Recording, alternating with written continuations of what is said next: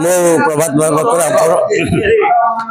ଆମର ସରପଞ୍ଚ ଅଜୟ ପରିଡ଼ା ମହୋଦୟ ଆଉ ସବୁ ଆମର ଗାଁ କମିଟିର ସବୁ ସଭ୍ୟମାନେ ଆଜି ସମସ୍ତେ ଖୁସିର ଉତ୍ସବ ହୋଲି ପାଳନ କରୁଛନ୍ତି। ଆଉ ଇଏ ହୋଲି ପର୍ବ ଗାଁରେ ସମସ୍ତଙ୍କର ଭାଇଚାରାର ପର୍ବ। ସମସ୍ତେ ମିଳିମିଶି ଆମେ ମା ନାରାୟଣଙ୍କ ପୀଠରେ ହୋଲି ପର୍ବ ପାଳନ କରୁ ଆନନ୍ଦ ଉତ୍ସବରେ। ଆଉ ଆମର ସମସ୍ତେ ମୁରବୀମାନେ ପିଲାମାନେ ଆଉ ଗାଁର ସମସ୍ତ ବয়োଜ୍ୟେଷ୍ଠ ବ୍ୟକ୍ତି ସମସ୍ତେ ମିଶି ଆମେ ଆନନ୍ଦ ସହକାରେ ଏଇଟା ପ୍ରତିବର୍ଷ ପାଳନ କରୁଛୁ। ଏ ବର୍ଷ ବି ସେ ଅନୁସାରେ ପାଳନ କରୁଛୁ। ହାପି ହୋଲି ସମସ୍ତଙ୍କୁ ଏ ହାପି ହୋଲିର ହାର୍ଦ୍ଦିକ ଅଭିନନ୍ଦନ ସ୍ୱାଗତ ଜଣାଉଛି। ମୁଁ ଯେ ଛଣିଜା ଗ୍ରାମ ପଞ୍ଚାୟତ ସରପଞ୍ଚ।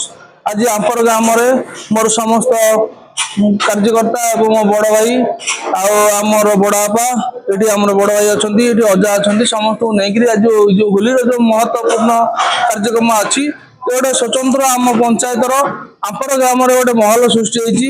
ଆଜି ଆମେ ଏଇ ମା ନାରାୟଣଙ୍କ ପୀଠରେ ସମସ୍ତଙ୍କର ଆମ୍ପର ଗ୍ରାମବାସୀଙ୍କୁ ନେଇକରି ଆମେ ଯୋଉ ପ୍ରୋଗ୍ରାମ କରୁଛୁ। ଏଠି ଗୋଟେ ଆମର ରୋଷେଇବାସ ଚାଲିଛି।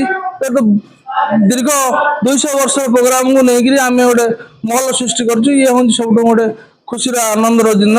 ସମସ୍ତଙ୍କର ଦାୟିତ୍ୱ ଆମ ଗ୍ରାମର ହାତ ମହାବତର ନେଇଛନ୍ତି। ଏଠି ଆମର ବଡ଼ ଭାଇ ପ୍ରଦୀପ ନାୟକ ଅଛନ୍ତି, ଗଙ୍ଗାଇ ଆମର ପ୍ରଦୀପ ମହାନ୍ତି ଗଙ୍ଗାଇ, ଆମର ବଡ଼ ବାପା ଅଛନ୍ତି ଏଠି ଭମର ବାରିକ, ଆମ ଅଜା ଅଛନ୍ତି ଭଗବାନ ବିଶ୍ୱାଳ କାବୁଲି ଭାଇ, ଆଉ ଏଠି ଆମର ଦାଦା ଅଛନ୍ତି ସୁକାନ୍ତ ପଟ୍ଟନାୟକ। ଏସବୁ କାର୍ଯ୍ୟକର୍ତ୍ତା ନେଇକରି ଏ ଯୋଉ ପ୍ରୋଗ୍ରାମ ଚାଲିଛି ଏ ରଙ୍ଗର ଯୋଉ ମହଲ ଚାଲିଛି ଆମର ଏଠି ବର୍ତ୍ତମାନ ପାଇଁ ଆମ୍ପର ଗ୍ରାମରେ ଇଏ ବର୍ତ୍ତମାନ ପାଇଁ ଆମର 10 ବର୍ଷ ହେଲା ଚାଲି ଆସିଛି। ଆମର ମୁଖ୍ୟ ହେଲେ ପ୍ରଭାତ କୁମାର ମହାପାତ୍ର, ଯିଏକି ସେ ବର୍ତ୍ତମାନ ପାଇଁ ସେକ୍ରେଟାରିଏଟରେ ବର୍ତ୍ତମାନ ଫାଇନାନ୍ସ ଡିପାର୍ଟମେଣ୍ଟରେ ଚାକିରି କରିଛନ୍ତି। ତେଣୁ ବର୍ତ୍ତମାନ ପାଇଁ ସିଏ ବର୍ତ୍ତମାନ ପାଇଁ ଏଠି 200-250 ଲୋକଙ୍କ ପାଇଁ ରୋଷେଇବାସ ସବୁ ବର୍ଷ ଚଲାନ୍ତି। ରୋଷେଇବାସ ଚାଲିଛି। ହାପି ହୋଲି